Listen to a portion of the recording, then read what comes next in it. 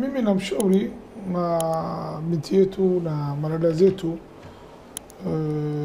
asitumie hii kuzuia mimba ambayo hospitali hii, maanake inavuruga siku ya mwanamke. Na wengine hata ya sindano hii, unaona mtu ananepa, sio kama ananepa, hii inarudi katika mwili, inaleta yani matatizo mbalimbali.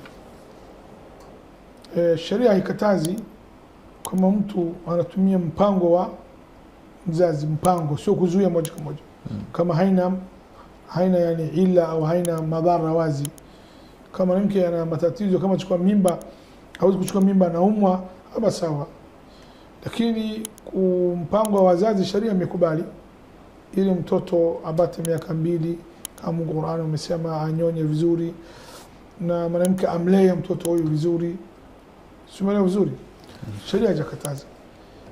Lakini hii kitu anatumia kina mama wengine inamsumbua, wengine haisumbui, lakini mara nyingi hii kitu ni inachanganya si kwa kina mama, yani inavuruga.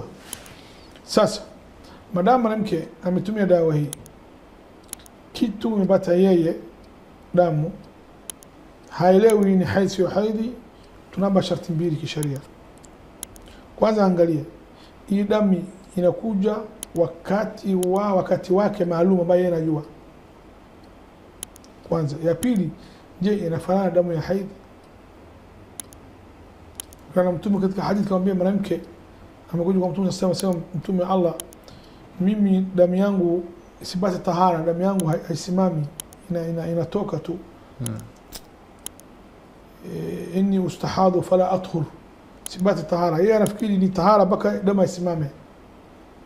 Mtume kamwambia inna dama al-hayd damun yu'rafu, hakika damu ya haidh damu inajulikana, kina mama wanajua rangi yake haifanani na mengine, sio red sana. Red inaenda kama black, alafu ina harufu fulani, ina namna fulani, haitembei kama damu ya kawaida, ni nzito damu ya haidh. Sasa Mtume akwambia damu haidh kina mama inajua, angalia damu yako, kama anafanya damu haidh acha sala na kufunga. Sio vizuri. Sasa huyu dada kama hii siku zake damu yake inapatikana imepata hii na anafanya damu haidh, ndio damu haidh. Lakini kama damu haidh haifanani, hii damu infection ni fasad, ni damu istihadha au damu fasad. Damu istihadha, damu ya infection, damu infection hazui sala wala funga.